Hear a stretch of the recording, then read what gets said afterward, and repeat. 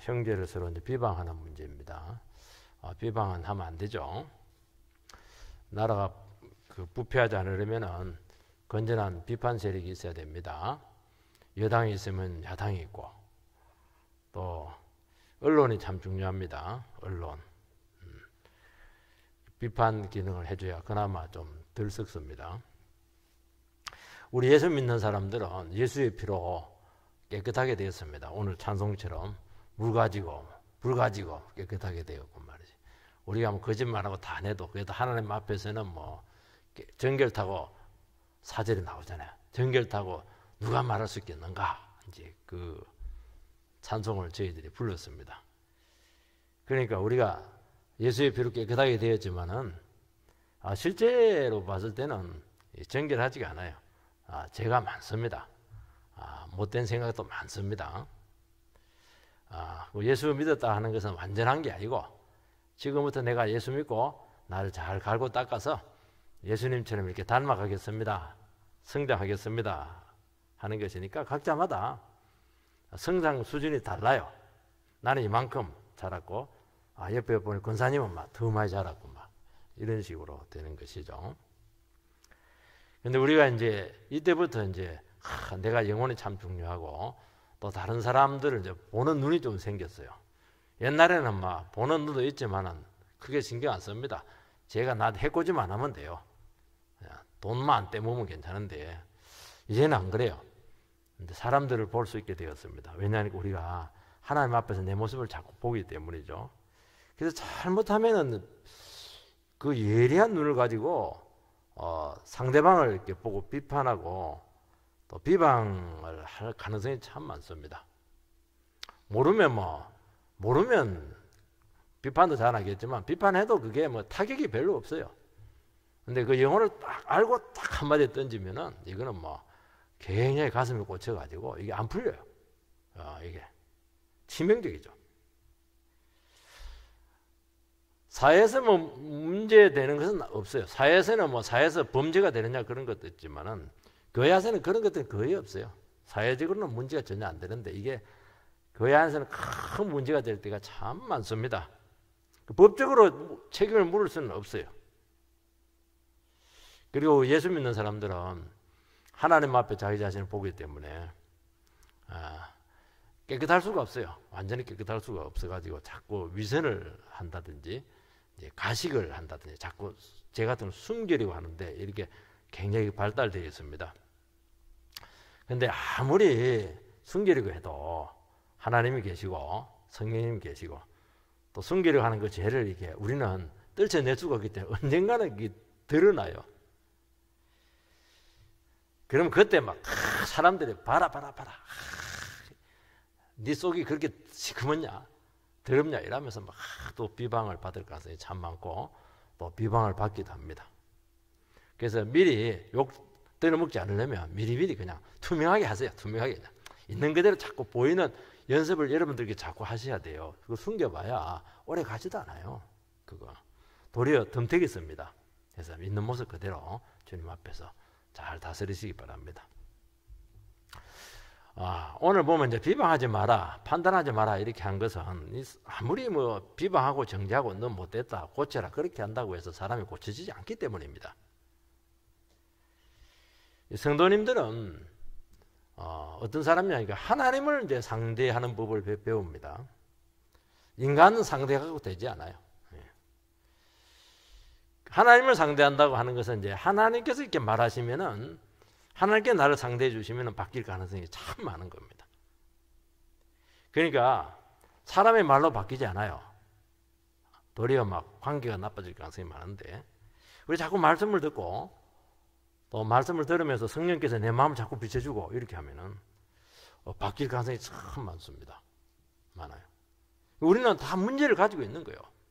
문제를 가지고 있다는 것은 이것들이 전부 다 교회 생활에서 사회생활에서 문제가 될 소지가 참 많다는 겁니다. 그걸 인정을 하시기 바랍니다. 여러분 완벽하지 않지 않습니까? 이때 이제 잘해야 됩니다. 서로 간에 막 욕을 퍼붓는다든지 막 네가 지금 그런 인간이냐 그렇게 하나님 입장에서 비판하고 그렇게 하면은 하나님이 비판하는 그 사람을 막 책망을 합니다. 네가 하나님이냐? 왜냐하면 이것은 사랑의 정신이 아니거든요. 그래서 우리는 참 문제가 많고 내 자신도 문제가 많고 서로가 다 문제가 참 많지 않습니까?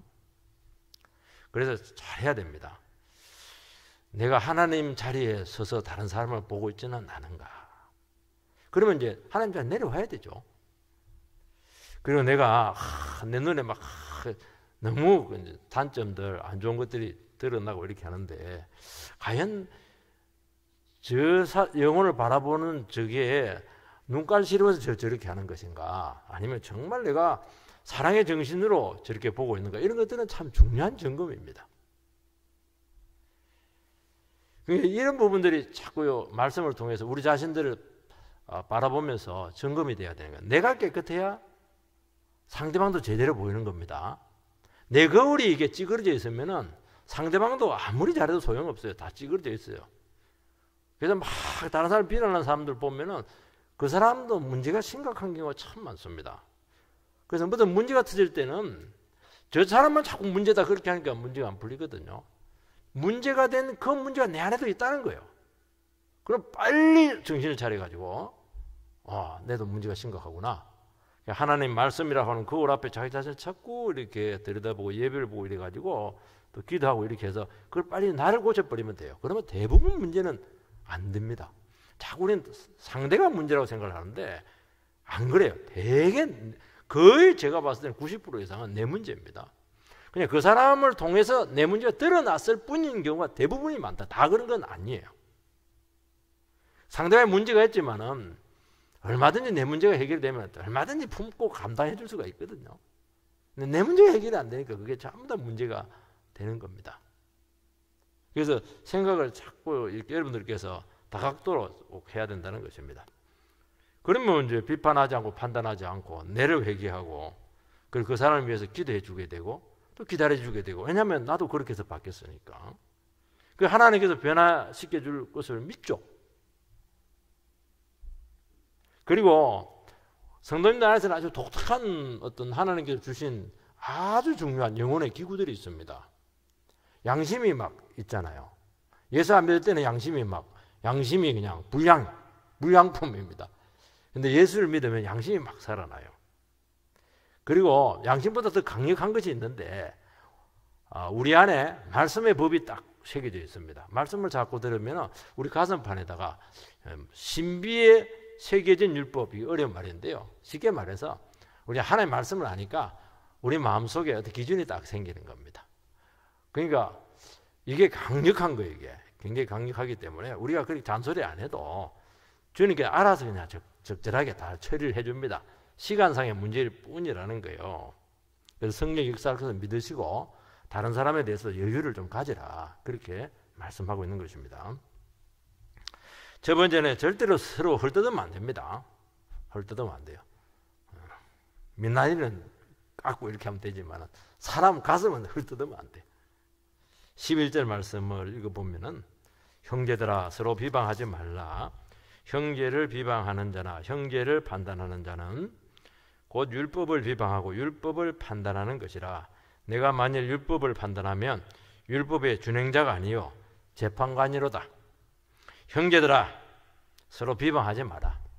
너는 비방하지 마라고 이렇게 하는 게 서로 비방하지 마라는 거예요. 비방은 특징이 아니에요. 내가 욕하면 저 또 욕해요. 참 신기해요. 그렇죠? 내가 욕 안 하면 저 사람 조금 하다가 안 해요. 이걸 잘못 쓰면은 자꾸 욕하면 또 욕할 게 저 사람이 하나 욕하면 2개 욕해요. 2개 들으면 내 10개 욕할 게 생각이 나요. 그렇게 하면 안 되고 끊어버리세요. 그래서 절대로 자꾸 험담하고 그렇게 하면 안 됩니다. 또 사람 안 보는데 험담하면 되지 않냐? 안 그래요. 다 들어갑니다. 그래서 얘기한 것은 그 사람이 이미 알고 있다 생각하고 이야기하세요. 다 알게 돼 있어요. 이 형제들아 이렇게 돼 있어요. 예수를 믿는 형제들입니다. 같이 성도들이에요. 비방한다고 하는 것은 남에 대해서 험담을 하는 것입니다. 그런데 이 비방이라고 하는 것은 입으로만 험담하는 것이 아니에요. 훨씬 더 아주 훨씬 더 깊은 내용들이 있습니다. 안 좋은 것들이 있었어요. 멀쩡한 사람 막 깎아내리는 경우가 많잖아요. 또 인신공격을 해가지고 인격을 자꾸 살인하고 인격을 고의적으로 막 추락을 시키고요. 뭐 거짓말, 뭐 풍 이런 거 조금 섞어가지고 사람을 올렸다 내렸다 막 그냥 모략적인 언질로 평판에 먹칠을 주고 막 쉽게 말해 갖고 놀기도 하고 이런 것들이 전부 다 험담하는 겁니다. 그때는 얼마나 재밌는지 몰라요.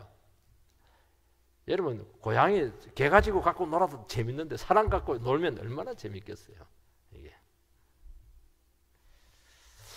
이 사람의 말에는 물론 말 그 자체가 옳고 그름도 있지만은 항상 말을 할 때는 그 정신이 있고 말 왜 하는가 의도와 동기가 있습니다. 아무리 옳은 말이라 해도 그 동기가 의심되면 결과는 100% 나빠집니다. 우리는 내가 바른 말을 했는데 왜 안 바뀌냐. 그러니까 내 동기가 잘못된 거예요. 내 마음이 비틀려져 있는 거예요, 지금. 우리 사회도 보면은요, 정오심이 꽉 차면 막, 전부 진실이에요. 막. 온 사방을 헤비팝니다. 그 전부 다, 뭐, 주민등록증도 등본 이런 거 다 떼보고, 이렇게 과거도 전부 추적하고요. 이렇게 하는데, 이 정오심으로 폭로하는데, 사실이에요. 그런데 그게 타인을 파괴하고 헤아려 하기 때문에 피해가 아주 심각합니다, 이거. 특히 성도님들은 서로를 잘 알아요. 대화도 많이 하고 또 집도 왔다 갔다 하고 이렇게 하기 때문에 숟가락 숫자까지 다 세고 이렇게 하는데요. 그래서 마음이 딱 틀어져 가지고 막 그냥 폭로하기 시작하면요, 감당이 안 됩니다. 완전히 그냥 사람을 반 죽여 놓습니다. 부끄러운 과거를 막 드러내는 바람에 신세 망친 사람 참 많잖아요. 지금 다 문제가 해결됐는데 그게 큰 문제가 되지 않는데 왜 사람을 죽여요? 근데 자기는 뭐 진실하다는 거예요. 그게 왜 진실이에요? 나쁜 거죠. 인생에 꼬리표를 왜 붙여요? 떼줘야지. 그러니까 꼬리표를 붙여놓으니까 인생에 고비 때마다 그냥 그의 발목을 잡아가지고 그냥 올라서지 못하게 하고 말이지. 평판을 막 떨어뜨려가지고 고통을 받게 하는 것입니다. 이해는 돼요. 내가 이제 사실 모욕을 받았기 때문에 내가 너 때문에 욕을 엄청 들어먹기 때문에 나도 복수해야 되겠다는 겁니다. 그리고 우리는 다 라이벌의식을 갖고 있기 때문에 참 그래서요, 세상 사람들은 친구가 전부 다 적이 될 수가 있는 거예요. 동료가 아니고 얼마든지 이게 라이벌이 될 수가 있는 겁니다. 그게 세상은 참 경쟁체제라서 그래요. 세상에서는 이런 것을 험담하고 욕하는 걸 떨쳐낼 수가 없어요. 기독교는, 교회는 경쟁체제가 아니거든요. 가족이거든. 가족은 경쟁하지 않잖아요. 막 가족이 막 형이 막 동생 막 내려누르고 막 내가 막 출세해야 되겠다 이렇게 하는 게 어딨어요. 약한 동생이면 뭐 공부도 봐주고 막 그냥 숙제도 대신해주고 이게 형이죠. 세상은 안 그래요. 근데 우리 예수 믿는 사람들이 잘못하면 이게 교회는 절대로 경쟁 붙이면 안 됩니다. 봉사 경쟁 이런 것도 절대 붙이면 안 돼요. 반드시 문제가 생겨요. 뭐 축구하고 이렇게 하더라도 막 그냥 이기려고 막 이러면 반드시 그냥 부상당한 사람이 있고 번듯이 시험 드는 사람이 있어요. 져줘버려야지 뭐. 그거 뭐 이겨갖고 뭐해 그거. 축구 잘 참갖고 돈 생긴 것도 아닌데. 우리는 다른 사람의 불행은 나의 행복이다 그렇게 생각을 하는데 그렇지가 않아요. 그걸 빨리 배워야 됩니다. 그래서 이게 이제 가능한 이유는 우리는 하나님을 믿기 때문에 하나님께서 내 인생을 책임을 지시기 때문에 그렇게 경쟁하지 않아도 돼요. 하나님. 도리어 다른 사람 필요를 채워주고 도와주고 잘 되게 하면 그 빈 복이 나에게 온다는 거예요. 나에게. 다른 사람 축복해주면 그 축복이 나에게 오는 거예요. 다른 사람을 저주하면 그 저주가 어디 안 가고 그 저주가 나에게 온다는 거예요.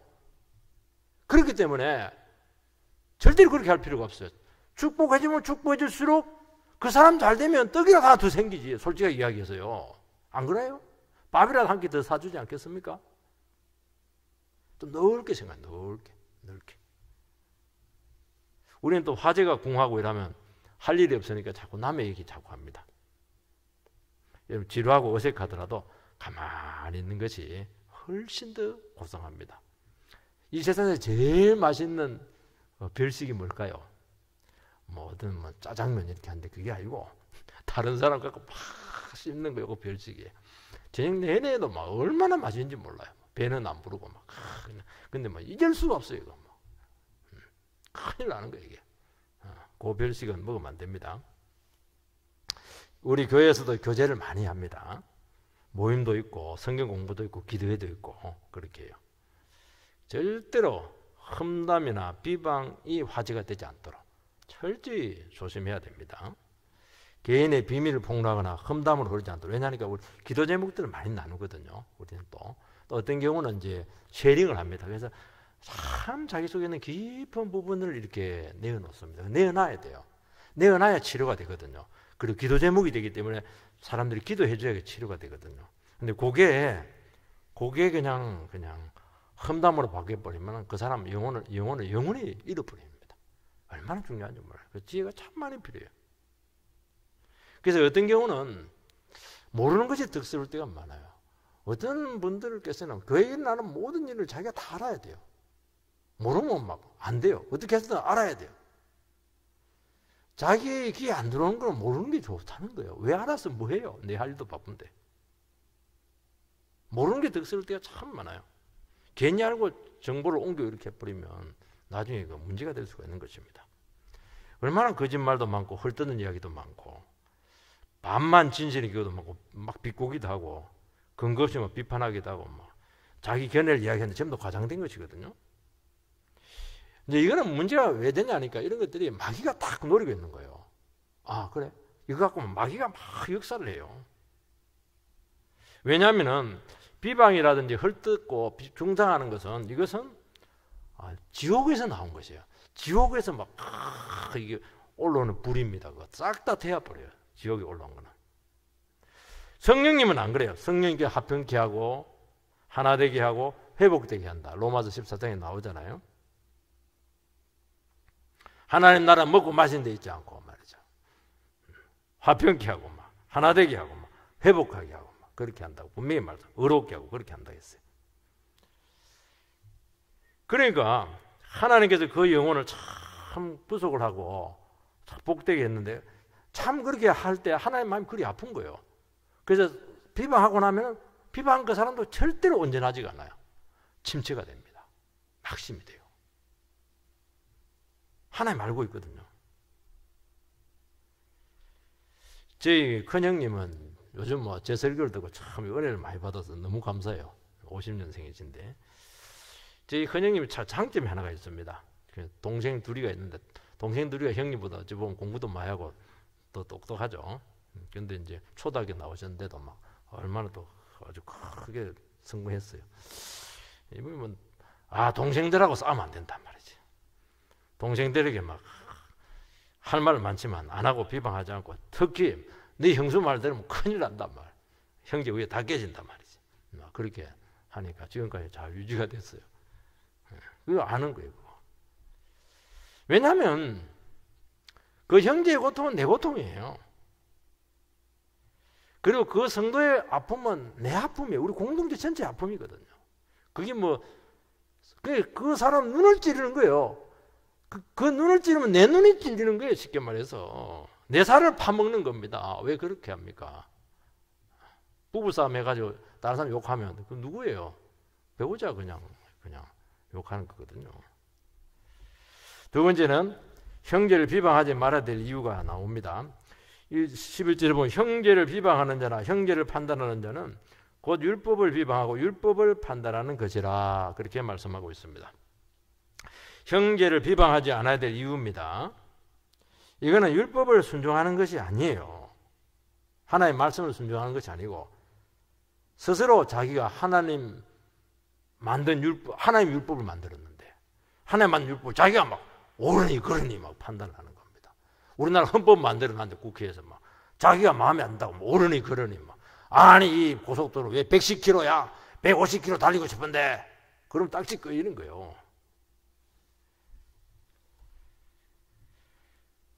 내 말은 바른 말이고 옳다고 우리는 여길 수가 있어요. 왜냐하면 우리는 자유의지가 있기 때문이죠. 기준이 있기 때문이에요. 그리고 그렇게 하는 것이 전혀 문제가 되지 않을 수가 있어요. 그런데 아무리 그렇게 하더라도 하나님께서 만든 최고의 헌법이 있습니다. 그 헌법이 뭡니까? 내 이웃을 내 몸처럼 사랑하라. 이 법에 전부 다 위촉이 되면은 그거는 전부 다 불법을 행하는 것입니다. 비방과 판단 자체가 이미 그 한다는 것 자체가 이미 이웃을 사랑하는 게 아니에요. 사랑하는 정신이 지금 없는 거야. 미워하고 있는 거예요, 지금. 그러니까 막 나쁜 말 하지. 여러분 자식들 사랑하는데 자식들 나쁜 말 해요? 나쁜 말 하면 하지 말라고 그렇게 하죠. 사랑하기 때문에. 사랑하면 약할수록 더 애가 쓰이고 부족할수록 더 그냥 도와주고 싶고 품고 싶고 믿어주고 싶고 이게 사랑의 정신이라는 겁니다. 어떻게 막 그렇게 온 동네방네 떠들고 다니고 그렇게 할 수가 있겠냐는 거예요. 믿어준다는 것은 그 영혼 속에 있는 그 성령을 인정하는 것입니다. 그러니까 그 사람이 내 지금은 이해가 잘 안 되지만은 그럴 수밖에 없는 처지를 이해하려고 노력하는 것입니다. 그 이해하려고 하면 이제 다가가야 돼요. 미워하고 이해하고 싶지 않으면 그래서 끝내버리거든요. 그래서 판단을 내리고 끝을 내버리는 거예요. 그거는 미워하는 것입니다. 무슨 사정이 있을까? 왜 저렇게 이해 안 되는 행동을 할까? 말을 할까? 그 사람은 가서 이제 그 대화도 하기도 하고 또 다른 사람 통해서 사정을 들어보면은 사람들은요 거의 대화를 하면 내가 봤을 때 90% 이상 다 풀려버려요. 대화를 안 하니까 문제야. 안 다가가니까 문제가 되는 거예요. 전부 다 이야기해 보면은 다 그럴 수밖에 없는 사정들이 다 있어요. 그러면 문제가 해결이 되는 거잖아요. 물론 그렇게 해도 바르지 않는 그런 상태가 드러날 때가 있습니다. 그래도 내가 이 정도로 기도하고 다가가고 애써주고 이렇게 하면 그 자체가 이미 사랑의 정신이 실천된 것이고 거기서 신뢰가 조금 싹트게 되고 조심스럽게 권면하거나 더 나은 방식으로 또 돌아오도록 도와줄 수 있는 여지가 생기는 것입니다. 그 신뢰가 참 깨진 것이거든요. 신뢰가 회복이 되면 그때부터는 이야기가 가능하다는 것입니다. 아니면 뭐 아직 보니까 아직 준비가 덜 되었구나. 그렇게 하면 아무 말 안 해도 돼요. 그냥 더 기다려주고 기도하면 되는 것입니다. 여러분 이것은 교회가 하는 것입니다. 교회가 이거 하라고 있는 거예요. 우리가 왜 예배를 드리고 있습니까? 우리가 왜 말씀을 배우고 있어요? 왜 기도를 해요? 우리 왜 성도들이 왜 필요합니까? 성도들을 통해서 이걸 하는 거예요.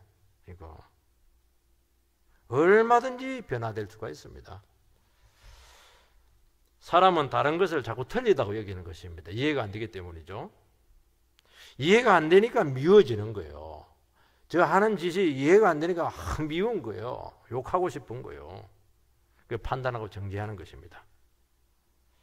그런데 사랑은 바로 이해 정신으로 돌아가는 것입니다. 그러면은 돼요. 로마서 14장에 보면 신앙 양심의 문제를 다뤄주고 있습니다. 교회 안에 유대주의자들이 있었고 유대인이 있었고 이방인들이 있었어요. 유대인들은 이제 어떤 성격을 갖고 있냐니까 우상에 드려진 고기는 절대로 먹으면 안 된다. 우리나라 제사상에 올라가는 고기를 먹으면 안 된다. 뭐 비슷하다 할 수가 있겠어요. 그래서 유대인 신자들은 전부 다 채식주의자입니다. 왜냐하면 고린도에 있는 모든 고기들은 그 신진에 받쳐졌다가 나왔거든요. 그런데 이제 이방인들 중에서 믿은 사람들 중에서는 아니 말이지 우리는 하나님께 다 받아들이는 사람인데요. 그게 뭐 고기가 우상숭배냐고. 고기라고 먹으면 되는 것이지. 채식주의자들 너무 까다롭고 말이야. 예민하다고 말이지. 그냥 너무 믿음이 약하고 막 멸시합니다. 유대인들은 막 고기 먹고 있는 그 이방인 성도들을 보면서 막 우상숭배주의자라고 막 그렇게 하면서 문제가 생겨버렸어요. 그때 바울 사도는 하나님 나라를 먹고 마시는 것이 아니고 성령 안에서 의와 평강과 희락이라 화평과 덕을 세우라. 싸우지 말고 화평과 덕을 세우라. 화평과 덕을 세우려면 어떻게 상대방 입장을 이해하고 받아줘야 되거든요. 그리고 절대로 서로 거리끼게 하지 마라. 유대인들이 채식 고기에 예민하다면 채식주의들 앞에서 사람들이 희한해요. 저 사람이 약하다, 저 사람이 신앙에 문제다 이러면 막 고기 먹을 때도 막 혼자 집에서 먹으면 되는데 막 구워가지고 막 온 잔치를 하면서 아우 맛있다 이러면서 고기가 막 신진에 나온 고기 더 맛있네 이러니까 막 시험이 되는 거예요. 이게 그게 거리끼게 하는 거잖아요. 왜 그렇게 하냐는 거. 그냥 덮어줘도 지금 사람들이 지금 고기 먹나 안 먹나 지금 예의주시할 텐데 말이죠. 일부러 막 그냥 드러내는 겁니다. 그러니까 시험이 될 수밖에 없죠. 근데 그렇게 하는 너희들의 양심은 끓이지 않냐는 거예요. 그렇게 하는 너희들의 양심은. 그래서 뭐라고 합니까? 의심하고 먹는 것은 믿음에 따라서 한 것이 아니라는 거예요. 내가 하는데 성도님들이 굉장히 불편하겠다, 굉장히 시험에 들 수 있겠다, 그렇게 하지 말라는 거예요. 뭐 제사상에서 뭐 음식 좀 먹고 있는데 아니 예수 믿는 사람이 왜 제사상에 있는 음식을 먹어? 그럼 뭐 먹지 마세요. 시험 들 수 있으면. 그리고 왜 먹는 것으로 하나님 나라를 무너지게 하지 말라는 거예요. 먹는 게 뭐라고 말이지. 안 먹으면 어떡고 먹으면 어떡고 말이지. 여러분, 성도들에게 양심이 있고 율법이 있습니다. 하나님을 모를 때는 양심이 비뚤어져 있고 다 양심이 화에 맞아가지고 딱딱해요. 그래서 양심이 죽었습니다. 양심도 없고 마음 불량입니다. 근데 우리가 말씀을 듣고 은혜 받고 눈물을 자꾸 흘리면은 이 굳은 양심이 자 풀어지면서 양심이 막 살아나요. 그러면 자꾸 죄가 느껴져요. 그 죄짓고는 못 살아요. 왜냐하면 양심이 내 속에서 자꾸 이야기를 합니다. 양심 불량, 회개해. 왜 이렇게 죄짓고 그래? 왜 다른 사람에게 그렇게 못된 말을 하고 편하게 살아가고 있어? 잠이 잘 오는 거야? 막 이렇게 하면서 내 속에서 막 나를 막 괴롭히기 시작합니다. 다윗이 이제 밧세바를 범했잖아요. 왕들은 뭐 그래 할 수도 있죠. 일반 왕들 그렇게 하잖아요. 어찌 보면. 그리고 막 숨기려고 하다가 막 남편 우리아를 그냥 전쟁터에 나가서 고의주로 죽여버려요. 사람들 아무도 몰라요. 아무도 몰라. 그리고 밧세바는 이제 왕비로 더 들었어요. 다윗 왕은 부하가 죽을 전사하니까 그 미망인을 그냥 왕비로 삼네. 야, 다윗 왕은 너무너무 사랑이 많아. 부하를 그냥 아내를 책임을 지시다니. 1년을 그렇게 살았습니다. 그때 이제 뭐라고 고백하냐니까 나단 선지자에서 회개를 하는데요. 그때 뭐라고 내가 1년 동안 뼈가 사가버렸다. 얼마나 양심이 고통을 줬더니 뼈가 막 완전히 사가버렸어요. 골다공증 저리 가라요 그거. 지옥 간 것은 아니지만 1년 동안 아예 미리 막 터뜨려버리는 게 낫지. 충분히 지옥의 고통을 받습니다. 왜냐하면 양심이 있잖아요. 다윗은. 그래서 뭐라고 고백하냐니까 죄안 짓고 깨끗한 양심으로 살아가는 것이 세상에서 최고로 큰 복이다. 우리 돈 많이 가지면 복이다 생각하는데 그러지 않고요. 깨끗한 양심은요. 이거 뭐 수천억짜리 보석과도 똑같다는 겁니다. 사람은 말하지 않아도 양심은 알거든요. 영혼의 파수꾼이잖아요. 하나님이 이 모양 저 모양으로 그 사람은 양심을 자꾸 찔러요. 내가 말 안 해도 돼요. 아무도 듣지 못하는데 본인은 그 양심의 소리를 듣습니다. 시므이가 막 압살롬에 쫓겨가는 다윗을 막 쫓아가면서 막 죄를 던지면서 막 피 흘린 자여, 사악한 자여 막 저주를 퍼부어요. 부하들이 저놈인 걸 죽이자고 그렇게 하니까 다윗은 그것을 이제 하나님의 소리로 듣습니다. 내 아들 압살롬도 반역을 했는데 저 시므이는 가문이 다 멸망이 하나님 저주 받아가지고 당연히 오해할 수 있다는 거예요. 저주와 욕을 듣고 참 다윗은 또 원통하잖아요. 다윗은 하나님 뜻대로 이렇게 왔는데 사람들이 이해를 못하면 다윗 때문에 우리 가문 멸망했다는 것이거든요. 다윗은 이제 할 말이 많죠. 죽이면 또 끝나요. 근데 하나님께서 이걸 선으로 갚아 주시겠다 그렇게 고백을 합니다. 그래서 그 진실성에 대해서 나의 그 왕됨의 과정에 모든 과정에 대해서 그 진실성에 더 하나님께 맡기는 겁니다. 욕을 들어먹을 때 우리가 비난을 듣고 이렇게 할 때 꼭 나쁜 게 아니에요. 비난을 듣고 그러면 사람들이 그 치명적인 약점을 끝까지 물고 늘어지거든요. 그 의도를, 나쁜 동기들을. 그러면 어떻게 하냐? 말을 할 수가 없는 거예요. 그럴 때는 어떻게 해야 되느냐? 하나님께 더 가까이 하세요. 하나님, 내 양심 아시죠? 내가 왜 이걸 했는지 아시잖아요. 내가 스스로 왕되었습니까? 내가 사울을 죽이려고 했습니까? 내 동기에 대해서 잘못된 거 있으면 나를 벌 주시기 바랍니다. 그러면서 더 자기 자신의 양심을 깨끗하게 만드는 거예요. 그 양심의 소리가 있다니까요. 이것을 믿어야 되는 것이지 내가 지적해 준다고 되지 않아요. 그건 맞지도 않아요. 그것도. 성도들도 다 치명적인 약점이 있고 늘 문제가 되는 부분들이 있습니다. 다윗 같은 여자가 항상 문제가 되었어요. 이때 하나님과의 관계가 끊어지게 해서 한 번 충분히 고통을 주었습니다. 한 번은 막 그래서 결단을 내리라는 거죠. 그래서 막 한 번 자기 약점들이 있잖아요. 그럼 막 온 동네방네 부끄러움 당하고 그냥 소문 나가지고 공개적으로 막 그냥 우사를 다 당하고 심지어 감옥에 가시는 분들도 있어요. 감옥에서 생각하는 거예요. 내가 왜 이런 비참한 꼴을 당했을까? 근데 가만히 생각해 보면 이해가 돼. 내가 한 짓이야. 내 마음이 다 이해가 돼. 하나님 이렇게 할 수밖에 없는. 일이 안 하면 내가 안 고쳐져요. 그 고쳐져야 뭐 복을 주든지 할 거 아니겠어요? 그래서 갔다 와서 사람 바뀝니다.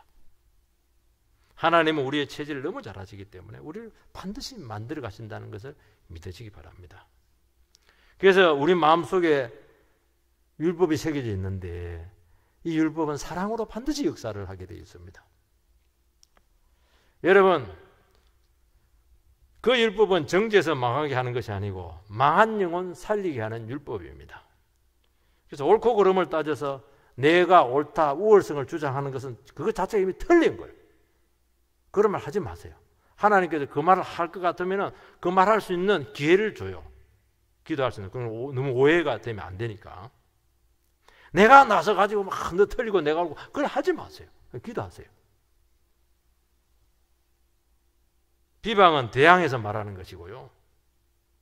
판단은 노골적으로 말은 하지 않지만 속으로 막 저 인간은 걸러 먹었어. 안 돼. 원래 저런 인간이야. 그거 이제 판단하는 것이잖아요. 다 나쁜 거예요.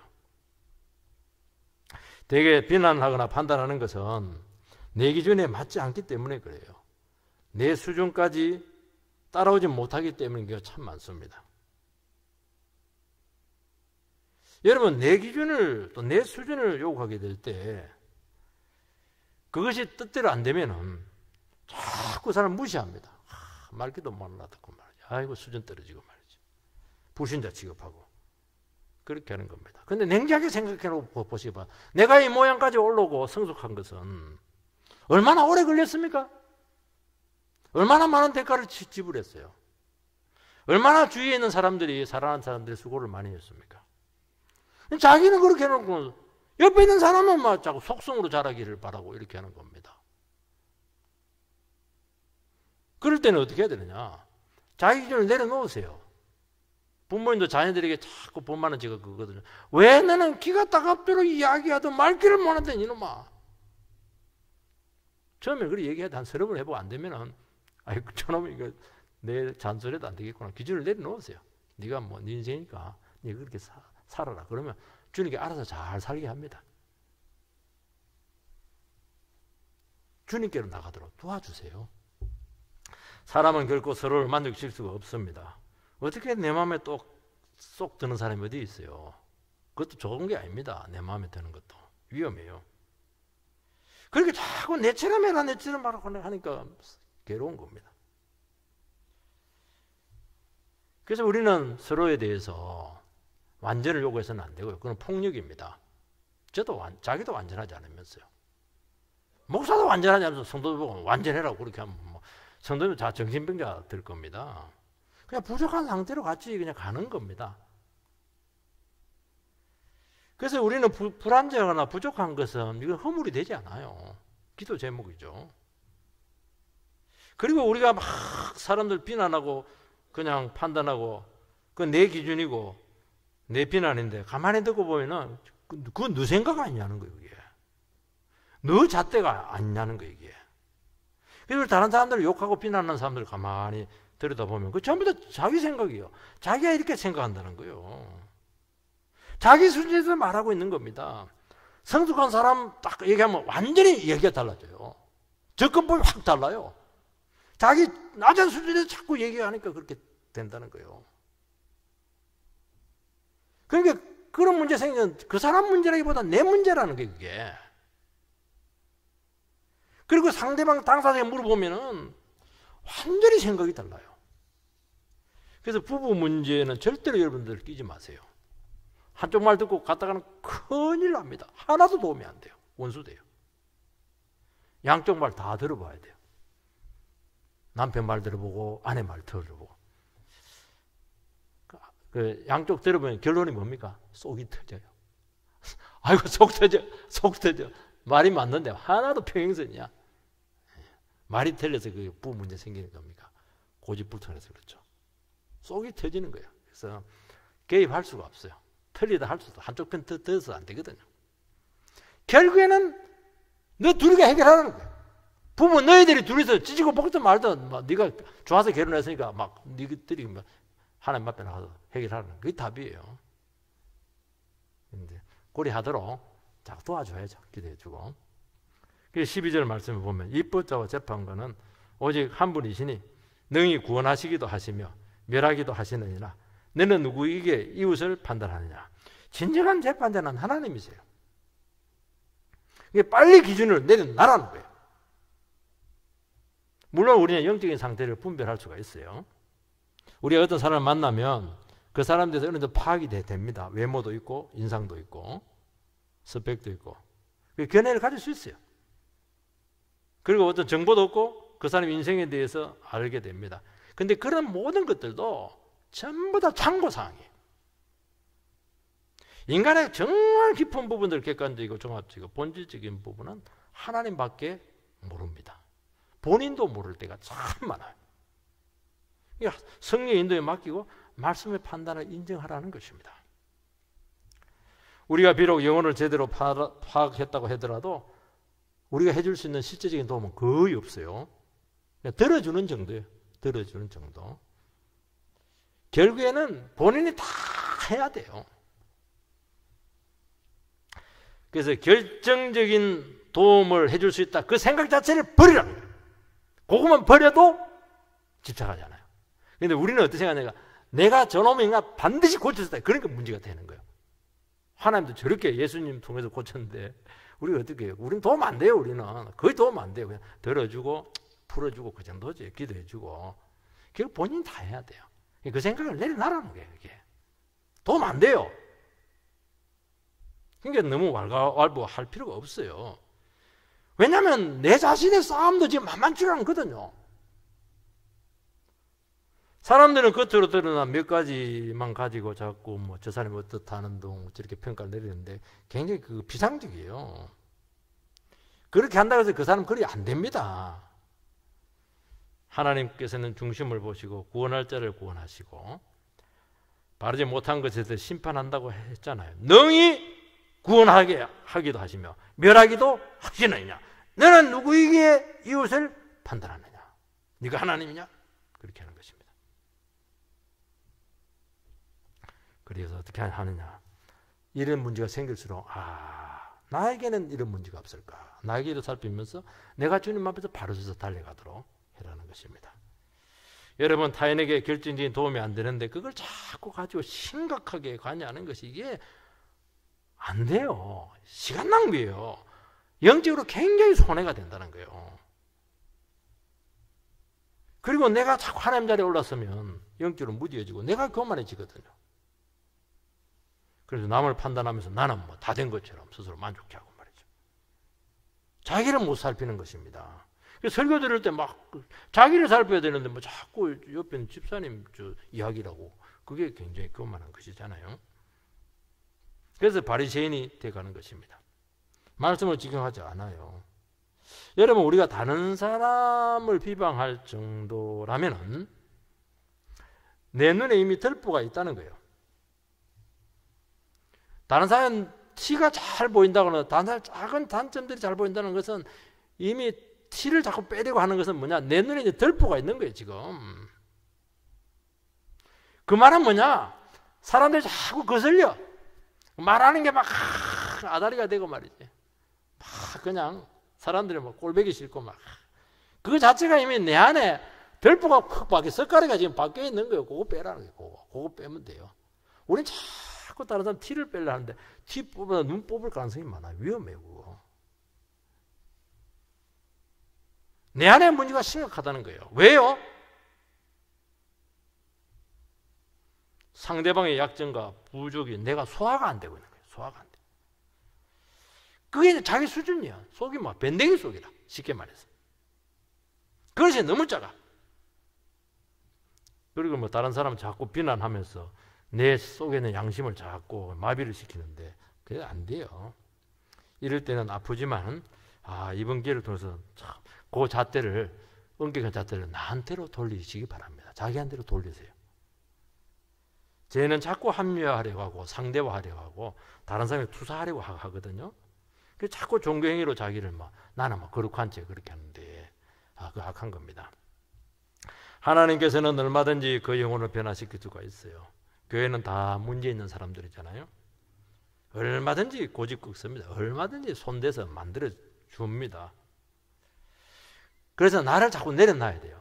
그리고 그런 문제가 생겼을 때 내가 지금 문제구나.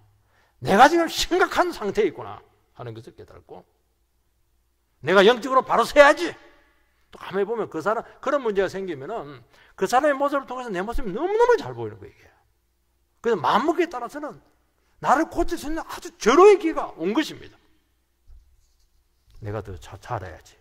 그래서 자기 영혼에 대해서 완벽한 잣대를 대시고 기도하는 귀한 성도가 되시기를 주의 이름으로 축복합니다.